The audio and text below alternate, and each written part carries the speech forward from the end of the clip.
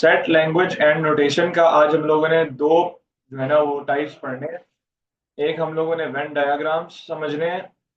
सही है।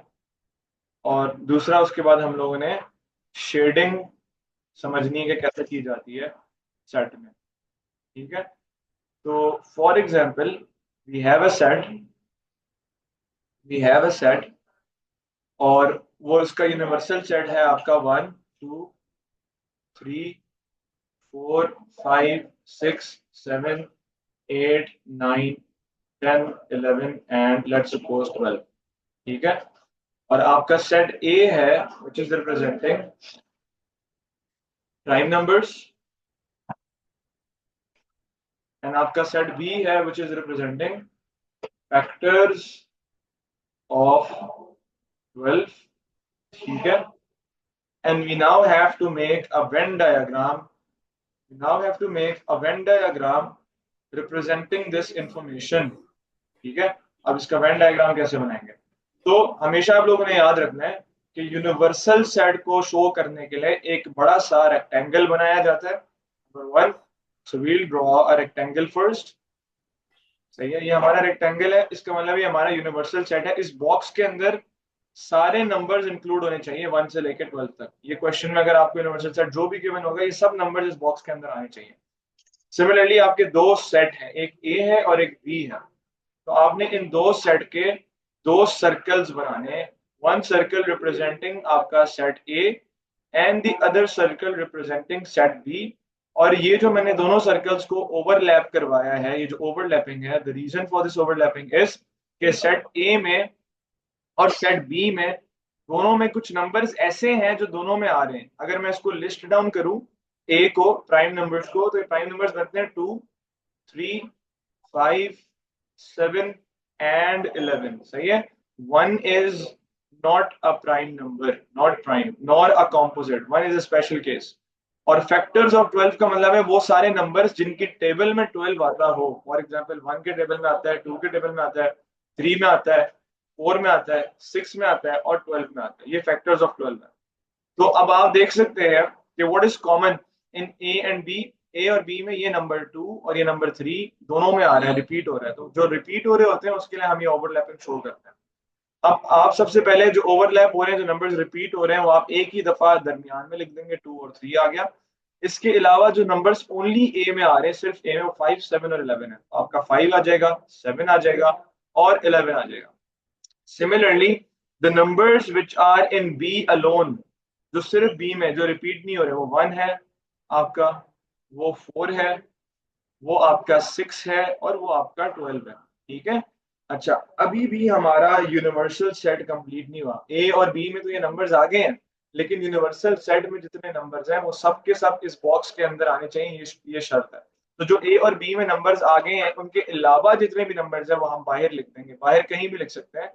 तो हमारा 1 जो है वो आ चुका हुआ है, 2 भी आ चुका हुआ है, 3 भी आ चुका हुआ है, 4 भी आ चुका, 5 अभी तक कहीं भी नहीं लिखा गया, बल्कि 5 भी आ चुका हुआ है इन set A, 6 is in set B, 7 is in set A, and 8 is still not included, तो 8 आ जाएगा बाहर।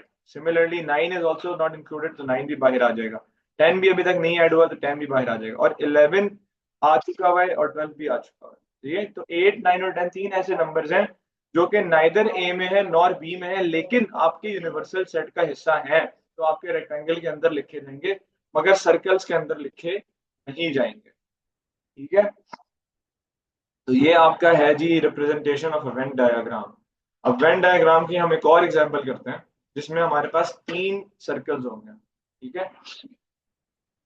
अब हमारे पास जी एक यूनिवर्सल सेट है। फॉर एग्जांपल यूनिवर्सल सेट है all the numbers from 1 to 20। ये हमारा यूनिवर्सल सेट है। ए जी हमारे हैं ऑड नंबर्स। इसी तरह बी है जी हमारे ऑल द इवन नंबर्स, बल्कि इनको हम कर देते हैं ऑल द फैक्टर्स ऑफ 18। सी है हमारे ऑल द प्राइम नंबर्स। ये हमारे पास 3 सेट आ गए और हमारे पास एक यूनिवर्सल आ गया। अब मैंने आपको बताया था हमेशा आपका क्वेश्चन वेन डायग्राम का स्टार्ट होता है from drawing a large sized rectangle representing the universal set. तो आप पहले एक रेक्टेंगल बनाएंगे, रेक्टेंगल का मतलब ये हमारा यूनिवर्सल सेट हो गया, और इस यूनिवर्सल सेट में 1 से लेके 20 तक सारे नंबर्स आएंगे, 1 and 20 included. Now you have 3 set, तो 3 सेट का मतलब है आपने 3 सर्कल्स बनाने हैं। अब आप इन सर्कल्स को बनाने से पहला स्टेप आप ये किया करो कि आप तीनों सेट की वैल्यूज को लिस्ट डाउन किया करो। जैसे ऑल द ऑड नंबर्स हैं, तो अब हम इन सारे ऑड नंबर्स लिख लेते हैं।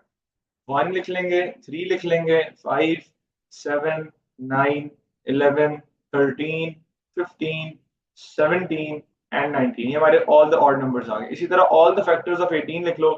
1, 2, 3, 4 is not a factor of 18, 5 is not, 6 है।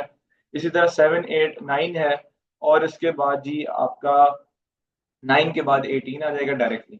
और सी है आपके ऑल द प्राइम नंबर्स, यानी कि आपका 2, 3, 5, 7, 11, 13, 17 एंड 19, ये आपके आगे सारे प्राइम नंबर्स। अब हम लोगों ने इन तीनों को डिफरेंट सर्कल्स में रिप्रेजेंट करना है। सबसे पहली चीज जो आपने ढूंढनी होती है, जो आपने देखनी होती है, वो ये है कि क्या ए और बी और सी, is there something common in all three of the sets? So हाँ, I can see that there is a number 3, there is a number 3 which is common in all three of them। ठीक है, इसी तरह और कोई number ऐसा मुझे नजर नहीं आ रहा जो तीनों में कॉमन है, तो 3 तो तीनों में कॉमन है। और इसी तरह ए और बी में भी देर इज समथिंग कॉमन, और बी और सी में भी अलग से देर इज समथिंग कॉमन। तो इसका मतलब है जब कॉमन हैं तीनों में, तो आपके सर्कल्स में ओवरलैपिंग बनेगी। ए में भी ओवरलैपिंग होगी with B, and then we'll draw another circle C which will be representing overlap। अब इसको थोड़ा सा हम जो है वो इसका साइज इंक्रीज कर देते हैं ताकि हमारे लिए इसको फिलअप करना आसान हो। अच्छा जी, अब मैं आप लोग को 2 मिनट की असाइनमेंट दे रहा हूँ। मैं यहाँ पे आपके लिए मैंने इतना काम तो कर दिया कि मैंने तीनों सेट बना दिए। ये आपका ए हो गया, ये आपका बी हो गया, ये आपका सी हो गया। All of you who are in the class have 2 minutes to fill in these 3 circles। Sir आपकी हिंट ये है कि स्टार्ट फ्रॉम द मिडल, हमेशा आपने तीनों सेट के मिडल से स्टार्ट करना है। ये जो सेंटर में जगह है, ये रिप्रेजेंट कर रही है common in A B and C, जो ऐसा नंबर जो तीनों में आ रहा है। ये वाला पोर्शन रिप्रेजेंट कर रहा है ऐसा नंबर जो ए और बी में दोनों में आ रहा है। ये वाला portion is representing the number which is common in the set B and the set C, and this portion is representing the number that is common in the set A and the set C. तो पहले आप Commons fill up करें सारे, ठीक है, और फिर जो हर सेट में जो उनके उनके नंबर्स रह जाएंगे उनको फिलअप करें। उसके अलावा भी अगर कोई नंबर रह जाएगा तो बाहर लिखा जाएगा। आपका टाइम स्टार्ट हो गया, आपके 2 मिनट है, सारे अपने अपने तौर पर इसको फिलअप करें।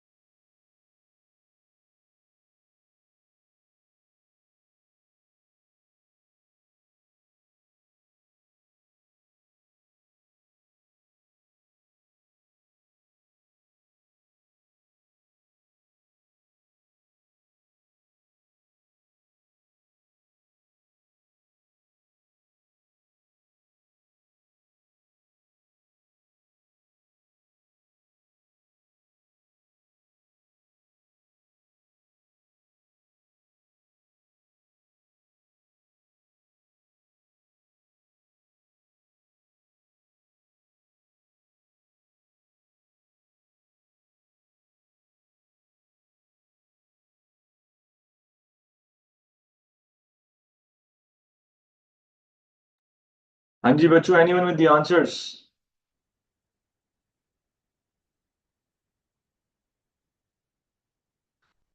चलो जी स्टार्ट करते हैं इसको फिल करना। अब आप लोग मुझे बताएं कि इन what is common in A B and C. तीनों में कौन सा नंबर कॉमन है? Which number is repeated in all three of the sets? तो तीनों में जो नंबर कॉमन है वो आपका 3 है। 3 इसमें भी आ रहा है, 3 बी में भी आ रहा है, और 3 सी में भी आ रहा है। ऐसा और कोई नंबर नहीं है जो तीनों में आ रहा हो। तो हम लोग इसमें सेंटर में मिडिल में मैंने यहाँ पे रेड शेड किया हुआ है, इस जगह पे हम 3 लिख देंगे मिडिल में, ठीक है। इसको जरा बेहतर कर देते हैं।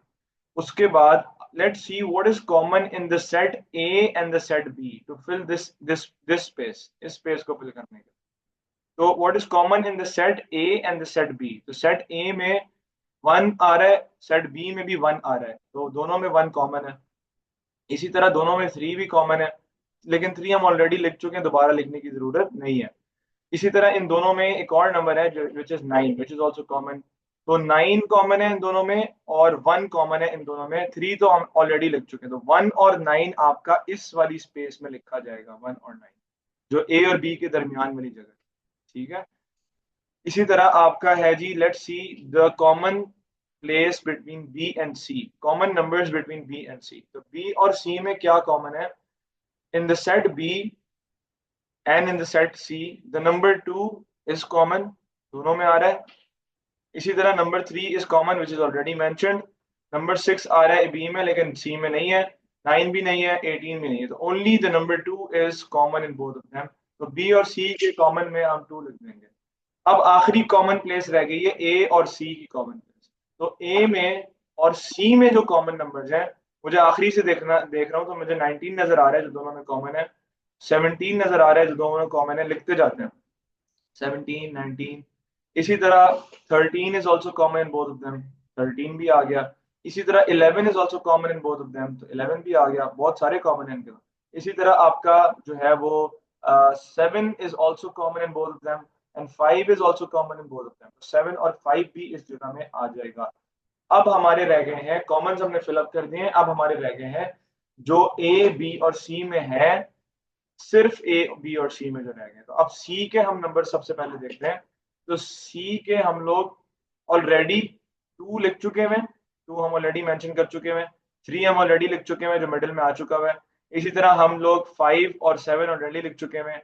इसी तरह हम लोग 11 भी लिख चुके हुए हैं, 13 भी लिख चुके हुए हैं, 17 भी और 19 भी लिख चुके हैं। तो ये वाले सारे हम नंबर लिख चुके हैं, यानी कि सी में यहाँ पे कुछ भी नहीं है, ये एम्प्टी स्पेस है, यहाँ पे कुछ नहीं आना। सिमिलरली अब बी में क्या बच गया पीछे, लेट्स सी। बी में से भी 2 3 1 एंड 9 निकल चुका हुआ है, 2 3 1 एंड 9 निकल चुका है, 6 एंड 18 आर लेफ्ट बिहाइंड, तो यहाँ पे 6 और 18 आ जाएगा। और ए में से आपका अगेन 1 निकल चुका है, 3 निकल चुका है, 5 भी जा चुका है, 7 भी जा चुका है। इसी तरह आपका जो है वो 9 भी जा चुका है, 11 भी जा चुका है, 13 भी जा चुका है, और 17 और 19, तो ओनली 15 इज लेफ्ट बिहाइंड। तो यहाँ पे हम 15 लिख देंगे ओनली ए में, सही है। तो अब आपने क्या करना है, now let's look at the remaining numbers, which numbers are left. तो आपका जो है वो 20 बच गया पीछे, सही है। और हमारा जो है वो 4 मेरे ख्याल में बच गया पीछे। जो भी नंबर्स बच रहे हैं वो आपने पीछे लिख देने, ठीक है। I think 16 is also left and 3 4 5 6 आ चुका हुआ है, 7 आ चुका हुआ है, 8 भी आपका 8 कहीं भी नहीं आया हुआ है, तो 8 भी आ जाएगा। 9 एंड देन 10 इज नोवेयर, 10 भी आ जाएगा। 11 12, 12 is not mentioned, 12 is not mentioned, तो 12 भी आ जाएगा। 13 14, 14 इज नॉट मेंशनड, वो भी आ जाएगा। 15 भी नहीं है, आ गया हुआ है। 16 नहीं आया, 16 आ जाएगा। 17 आया हुआ है, 18 आया हुआ है, और 20 20 हम लिख चुके हैं। तो ये आपका वेन डायग्राम कंप्लीट हो गया with the help of the data provided, ठीक है। Let's look eight an example. मैं आप लोगों से स्क्रीन शेयर कर रहा हूँ एक क्वेश्चन की, उससे आप लोगों को ज्यादा बेहतर समझ आएगा सेट का कॉन्सेप्ट। तो let's look eight an example of it.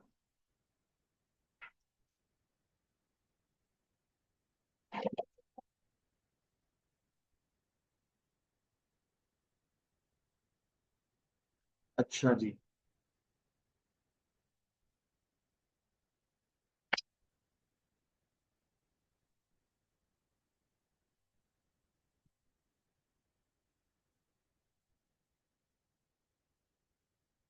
मैंने स्क्रीन शेयर की है, आप लोगों को नजर आ रही है?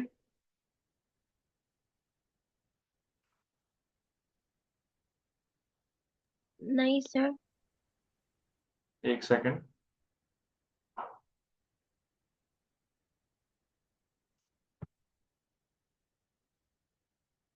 हाँ जी, जैसे ही नजर आया आपने बताना है मुझे कि screen is visible. because I have shared it already.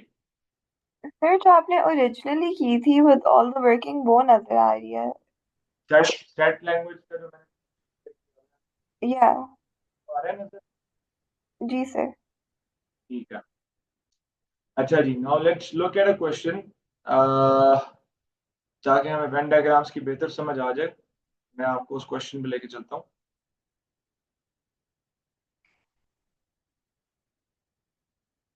अच्छा, मेजोरिटी ऑफ द क्वेश्चंस में ना आपको पास पेपर्स में भी आप लोग देखेंगे, आपको Venn diagram already filled up मिलेगा मेजोरिटी ऑफ द क्वेश्चंस।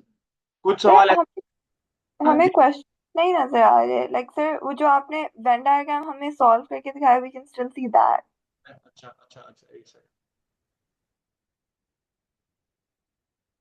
हाँ जी, अब नजर आ रहा है? जी सर। ठीक है।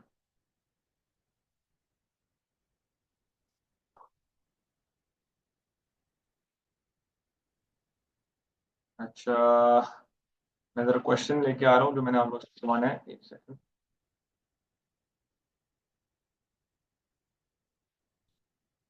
अच्छा, ये टाइप टू क्वेश्चंस मैंने आप लोग को एज होमवर्क दिए थे, मेरा ख्याल है आप लोग में से अगर किसी ने अटेम्प्ट नहीं किया तो कर लें। बाकी जो प्रीवियस असाइनमेंट्स हैं उनकी कल की डेडलाइन है, वो आप लोगों ने गूगल क्लासरूम में अपने आप को ऐड करना है, मैंने लिंक शेयर किया हुआ है, and then you have to submit. अच्छा जी, क्वेश्चन नंबर 17 हम करते हैं। Let's start from here. हमें यूनिवर्सल सेट गिवन है और यूनिवर्सल सेट में जो नंबर्स हैं, ये नंबर्स कहाँ से कहाँ तक हैं? ये नंबर्स जो हैं आपके 1 से लेकर तो 10 तक हैं, ठीक है। And the rectangle which has already been drawn and the sets which has been already been drawn, you have to fill them up.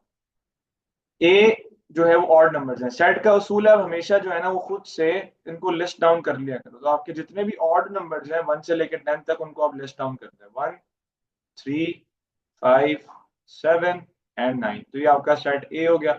Similarly set B जो है वो मल्टीपल्स ऑफ 3, यानी कि 3 के टेबल, तो 3 का टेबल स्टार्ट होता है 3 से, फिर 6 आएगा, फिर 9 आएगा, और बस, क्योंकि हमारी रेंज 1 से 10 तक है। अब आपने इनको फिल करना है इनसाइड द वेन डायग्राम।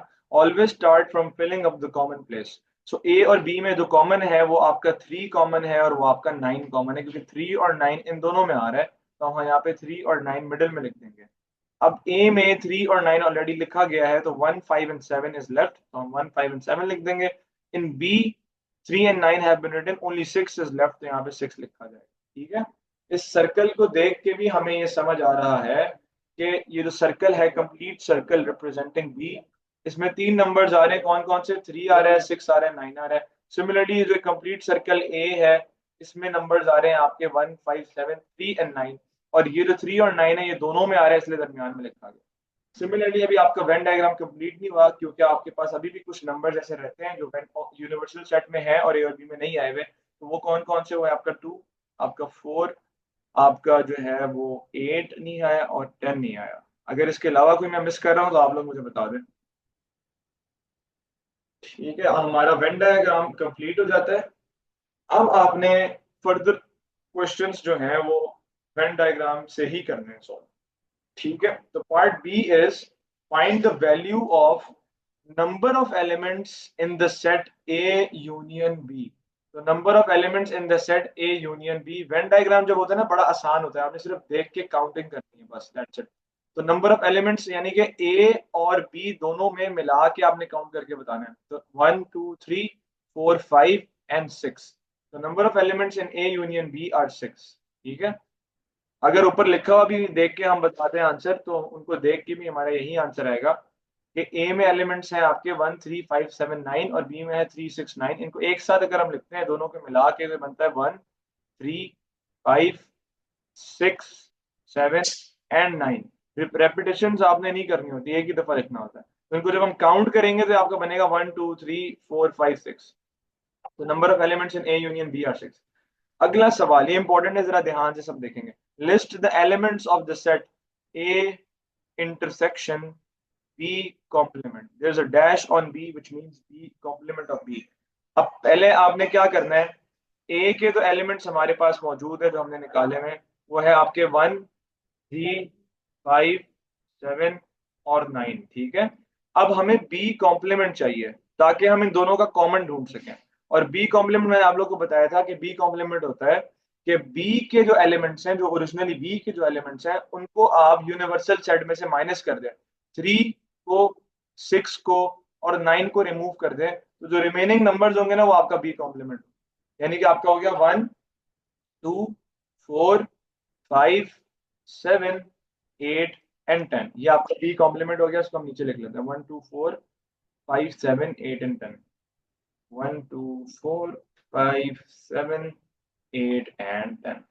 अब आपने फाइंड आउट क्या करना है, we have to find out the intersection. The ये उल्टा यू वाला जो साइन है ना, इसका मतलब है इंटरसेक्शन, यानी कि common. So the common between A and B is 1, 1 is common. Similarly, the common between A and B is 3 is not common. 5 is, yes, 5 is common. 5 आ गया, और इसके अलावा 7 भी कॉमन है, तो 7 भी आ गया, एंड दैट्स इट। तो 1, 5 and 7 are common between A and B. So this is how you have to fill up the Venn diagrams and then solve further questions with the help of set notations. Set notations अभी भी किसी को confuse कर रही हैं, तो वो पिछली रिकॉर्डिंग सेट लैंग्वेज नोटेशंस की देख के एक दफा दोबारा से नोटेशंस को ठीक करे, और वो जो मैंने टाइप 2 क्वेश्चंस एज होमवर्क दिए हैं उसकी हेल्प से आपके सेट नोटेशंस ठीक हो जाएंगे। अब मैंने आप लोगों को इन द रिमेनिंग क्लास जो है वो समझाना है आपका how to shade the Venn diagrams. Shading कैसे करनी है, और अगर आपको शेडेड वेन डायग्राम्स गिवन है तो आपने सेट नोटेशन कैसे बतानी है। ठीक है, अब शेडिंग का ना आप लोगों ने एक उसूल याद रखना है, बहुत मैं आपको सबसे पहले तो इसका बेसिक जो मैथमेटिकल मेथड है, यानी कि जो बेसिक मेथड है शेडिंग का, वो बताऊंगा।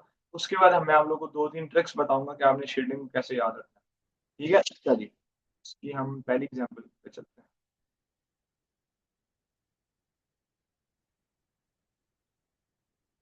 अच्छा जी, बिफोर ये तो शेडेड एरिया और आपने इसकी नोटेशन बतानी है, इससे पहले मैं आपको जरा शेड करवाना बताता हूँ कि शेड आपने कैसे करना है। So the question number 3, part A says, shade on the Venn diagram in the answer space, shade A union B complement। ठीक है, अच्छा मैं जरा ना इसी को उठाता हूँ और हम इसको वापस अपने जो है ना वो उसी जगह पे जाते हैं जहाँ पे हम कर रहे थे, और इसी के थ्रू हम डिफरेंट केस सिनेरियोस डिस्कस करते हैं शेडिंग के, ताकि आपको ज्यादा बेहतर समझ आ जाए। मैं ये दूसरी वाली स्क्रीन शेयर कर रहा हूँ आप लोगों से। इसमें वॉइस क्लियर? जी सर। अच्छा जी, तो ये आपके सामने आ गया जनाब। अच्छा माशाल्लाह से वो नोटिफिकेशन भी स्क्रीनशॉट में साथ उठ के आ गई है। एक सेकंड दें मुझे जरा। अच्छा जी, ये हमने यहाँ से उठाया और ये हम वन नोट पे गए और ये आपका आ गया जी। चले जी, तो लेट्स टेक, हम अब क्वेश्चन वाइज में आप लोग को बताते जाता हूँ और आप लोग को सुनाता हूँ। पहले हम एग्जांपल लेते हैं।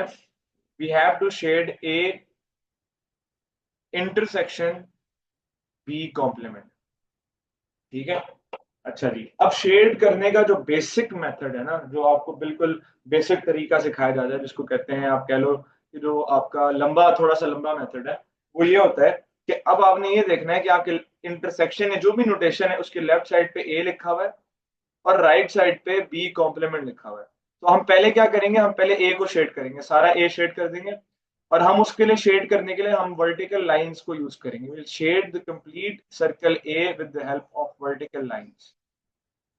अगला अगला क्या, अभी फिलहाल हम इसको इग्नोर कर रहे हैं फॉर द टाइम बीइंग, सही है।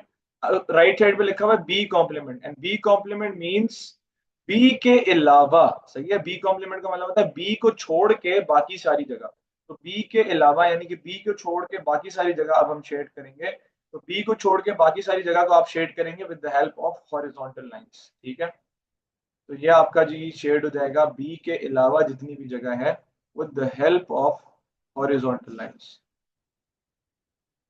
ठीक है, with the help of horizontal lines all the space except B। तो हमने B का सर्कल इग्नोर किया था, आप गौर कर सकते हैं कि B के सर्कल में ब्लू लाइन कहीं भी नहीं नजर आ रही। ठीक है, बाकी उसके अलावा बाकी जगहों में नजर आ रही है। अब हम लोगों ने जब लेफ्ट और राइट वाले दोनों नोटेशंस को शेड कर दिया है, अब आपने गौर करना है कि बीच में क्या लिखा, बीच में लिखा हुआ है इंटरसेक्शन।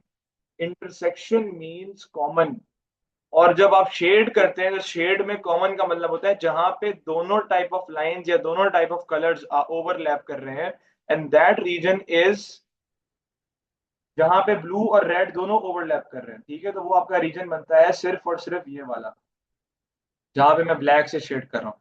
इसके अलावा बाकी सारा रीजन जो है वो आपका इरेज कर दिया जाएगा, वो हम इरेज कर देंगे उसके अलावा बाकी सारा रीजन, ठीक है, ये हमने इरेज कर दिया।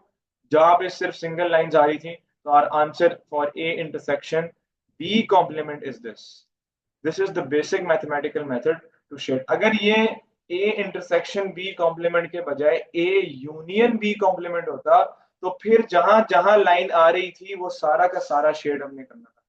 वो मैं आपको अभी अगले केस में समझाता हूँ, ठीक है। तो इंटरसेक्शन में आपने वो वाला एरिया चूज करना होता है जहां पे ए की और बी कॉम्प्लीमेंट की लाइंस आपस में ओवरलैप कर रही हो। ये तो आपका लंबा मेथड है। अब मैं आपको जरा शॉर्टकट समझाता हूँ, वो आप लोगों के लिए आसान होगा। वो आप लोगों ने शॉर्टकट याद करना है, क्योंकि इसी शॉर्टकट की हेल्प से ही हमारे 3 सर्कल्स भी शेड होंगे और उनके आंसर्स आएंगे।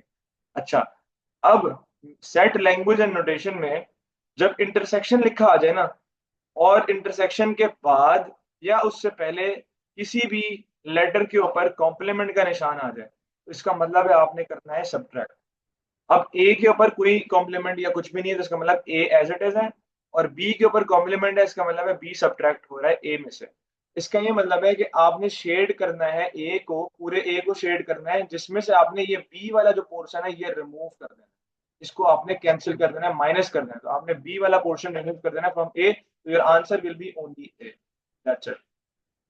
तो the answer for A intersection B complement means के ए पूरा जिसमें से बी जो है वो रिमूव हो जाएगा, तो इसका आपका आंसर आ जाएगा शेडेड एरिया आपका ये। अगर इसी तरह मैं आपको क्वेश्चन दूं, इसी तरह मैं आपको अगर क्वेश्चन दूं कि जी शेड करें आप बी इंटरसेक्शन ए कॉम्प्लीमेंट, तो इसका क्या मतलब बनेगा?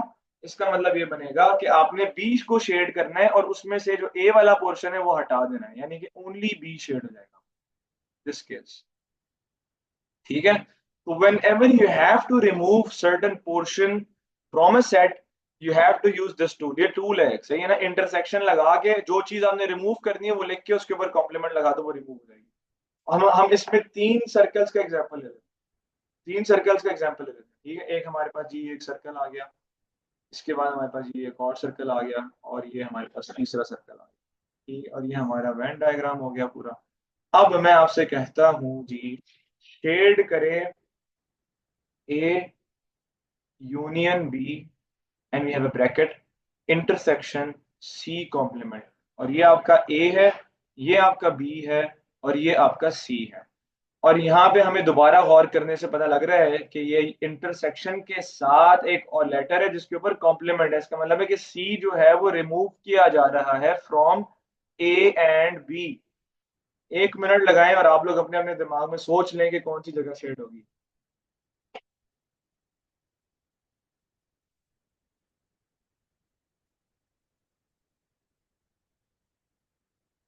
तो अब मैं आपको बताता हूँ जो आपने शेड करना है। आपने शेड क्या करना है, ए यूनियन बी मींस ए और बी, ठीक है, ए और बी मिला के। तो ए और बी के दोनों सर्कल्स में से अब इंटरसेक्शन आ गया, उसके साथ एक लेटर आ गया, और लेटर के ऊपर कॉम्प्लीमेंट का निशान आ गया। इसका मतलब है कि आपने इस बेचारे सी को जो है वो इन दोनों में से खत्म करना है, रिमूव करना है। तो ए में से सी वाला पोर्शन, सी वाला पोर्शन का मतलब है जो ये वाला सारा पोर्शन है जो ए और बी में आ रहा है, ये हम इंक्लूड नहीं करेंगे।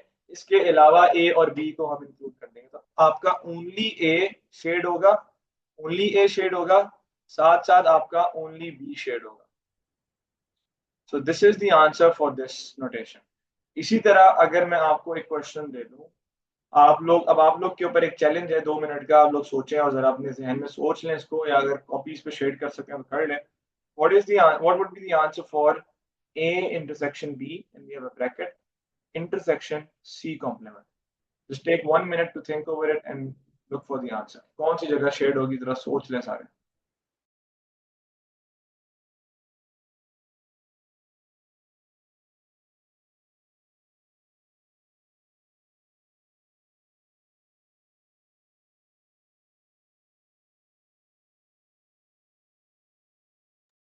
अच्छा जी, अब मैं बताता हूँ। Again we have an intersection sign, and then we have a letter and then a complement on it. तो हमेशा आपने देखना है इंटरसेक्शन के लेफ्ट पे क्या है और इंटरसेक्शन के राइट पे क्या है, यानी कि दोनों तरफ देखना है क्या है। तो लेफ्ट साइड पे ए इंटरसेक्शन बी है, ए इंटरसेक्शन का बी का मतलब है ये वाली जगह है सारी, ए से बी का जो कॉमन एरिया है। और उसके बाद आगे लिखा हुआ है जी सब्ट्रैक्ट सी फ्रॉम इट, यानी कि इंटरसेक्शन सी कॉम्प्लीमेंट का मतलब है आपने सी रिमूव करना है इसमें से। तो इसमें से सी वाला पार्ट आप रिमूव कर देंगे। कौन सा वाला पार्ट? जो सी वाला सर्कल जहां जहां आ रहा है, ये आपने रिमूव किया तो आपका आंसर सिर्फ इतना बन गया। That's it, this is your answer for this part. ठीक हो गया। अच्छा, यूनियन जो है ना वो बड़ा आसान है, इसलिए मैंने आपको अभी तक उसकी एग्जांपल नहीं कराई कि यूनियन में क्या होता है कि यूनियन के जो लेफ्ट पे लिखा हुआ है और यूनियन की जो राइट पे लिखा हुआ है सारा का सारा शेड करना होता है। देखिए आप लोग, सारा का सारा शेड करना है। Whatever is on the left hand side and whatever is on the right hand side, you have to shade all of it whenever you have a union. बच्चे कंफ्यूज हमेशा इंटरसेक्शन में ही होता है, उसकी मैंने आप लोगों को ट्रिक बता दी और एग्जामिनर को बहुत पसंद है, ज्यादातर यही देगा, इंटरसेक्शन दे देगा और लेफ्ट या राइट पे किसी के ऊपर कॉम्प्लीमेंट लगा देगा। तो आपने ये समझ जाना है कि जिसके ऊपर कॉम्प्लीमेंट है वो आपका पोर्शन रिमूव होगा फ्रॉम द अदर पोर्शन। ठीक है, अब आपके सामने उस दूसरे वाले पीडीएफ में से क्वेश्चन खोलने लगा हूं शेडिंग के दो तीन, वो अटेम्प्ट करते हैं and then we'll end this class and then you will have to do the rest of them as an assignment.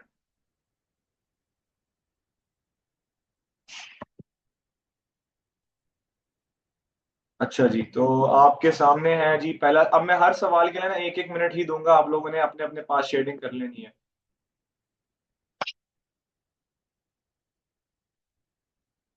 अच्छा जी, तो क्वेश्चन सेज, पहला तो आसान है, यूनियन आ गया, देखते चलो आप लोग यूनियन वाला करो पहले। A union B intersection C, this is the first question. You have to shade A union B intersection C. एक मिनट है आप लोगों के पास।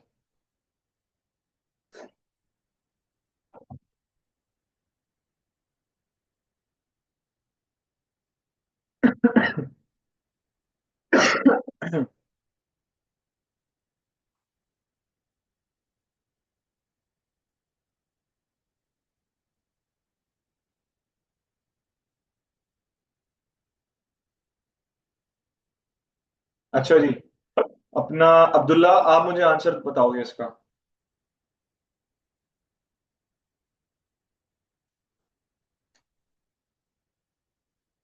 अब्दुल्ला, आपको आवाज आ रही है? Yes sir. यस बताओ मुझे कौन सी जगह शेड होगी? सर, ए वाली होगी सर सिर्फ।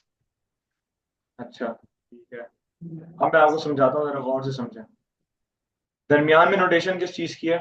यूनियन की नोटेशन है। उसके लेफ्ट हैंड साइड पे है ए, इसका मतलब है ए तो सारा का सारा आएगा।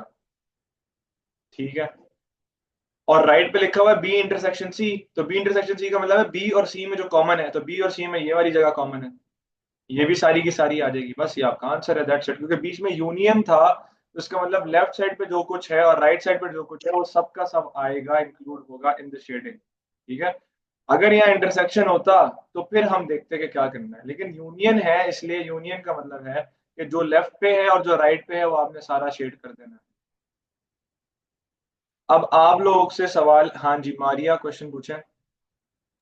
सर अगर बी यूनियन सी होता तो फिर बाहर वाला भी बॉक्स होता पूरा। अगर क्वेश्चन क्या होता है, A union B union C, ये सवाल होता, जी तो देखो जी। इसमें किसी भी लेटर के ऊपर कॉम्प्लीमेंट का निशान नहीं है। जब भी कॉम्प्लीमेंट आता है ना तब हम लोगों ने बाहर वाले का सोचना होता है, क्योंकि किसी पे भी कॉम्प्लीमेंट नहीं, यानी कि ए भी आएगा बी भी आएगा और सी भी आएगा सारा का सारा, यानी कि A union B and then union C. This is what you have to shade in this. All of it, all the A, B and C, but not the part outside A, B and C. सही है? अगर ये सवाल होता है ना shade करें जी आप A union B union C और ब्रैकेट लगा के एग्जामिनर पूरे के ऊपर कॉम्प्लीमेंट लगा देता है, इसका मतलब ना A करना है ना B करना है ना C करना है, तो आपका आंसर होता है सिर्फ बाहर वाला, बस सिर्फ बाहर वाली जगह शेड होती है, अंदर वाली नहीं होती। अब अगला सवाल है express in set notation the subset shaded. अब जो शेड हुआ है वो आप लोगों ने सेट नोटेशन में बताना है, यानी कि आपको नजर आ रहा है कि शेड हुआ हुआ है only P, only P means के पी में से क्यू वाला पोर्शन रिमूव करना है, तो पी में से इंटरसेक्शन क्यू कॉम्प्लीमेंट, पी में से क्यू वाला पोर्शन रिमूव कर दिया। ठीक हो गया। अगला सवाल है जी आपका, ये आपने बताना है कि जी ये जो शेड हुआ हुआ है रीजन, इसको आपने सेट नोटेशन में बताना है कि जी सेट नोटेशन में क्या है। तो इसका तरीका ये होता है कि आप पहले आप क्लोजेस्ट जो है वो सेट तक पहुंचे। क्लोजेस्ट सेट आपका इसमें ये है, ये वाली जो जगह है सारी की सारी, ये सारी की सारी जगह को हम लिखेंगे बी इंटरसेक्शन सी।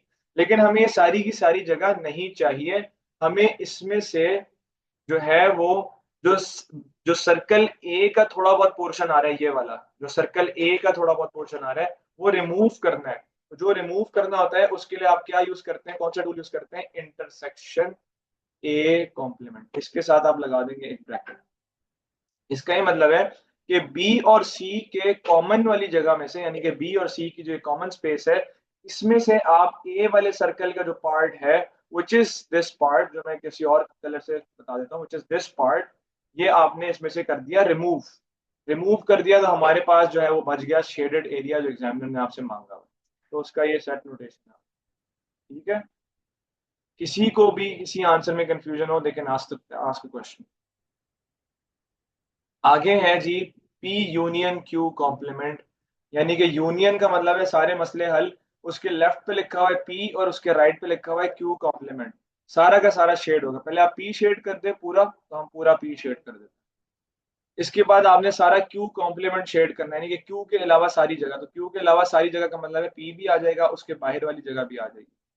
तो ये सारा कुछ आपका शेड हो जाएगा। And the answer for P union Q complement is this. Union में लेफ्ट और राइट पे जो कुछ लिखा है सब आता है, ये याद रखना है बस। अच्छा जी, describe the shaded region in the Venn diagram.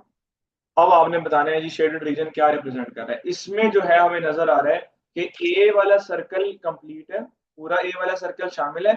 इसके अलावा बी और सी का जो कॉमन पोर्शन है ये भी शामिल है।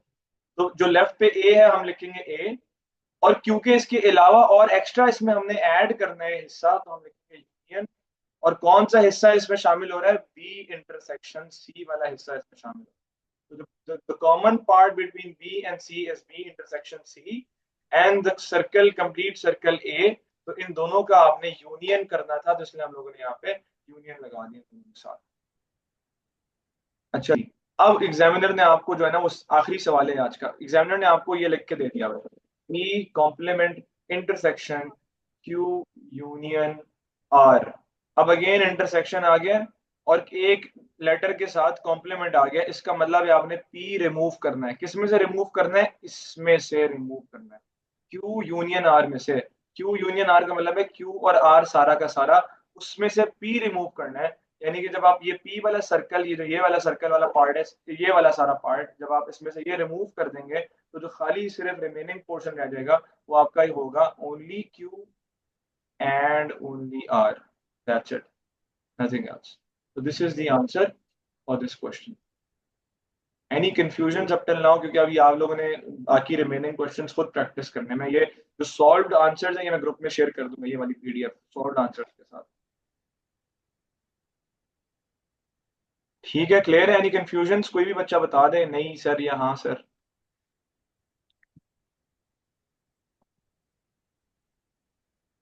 नहीं सर।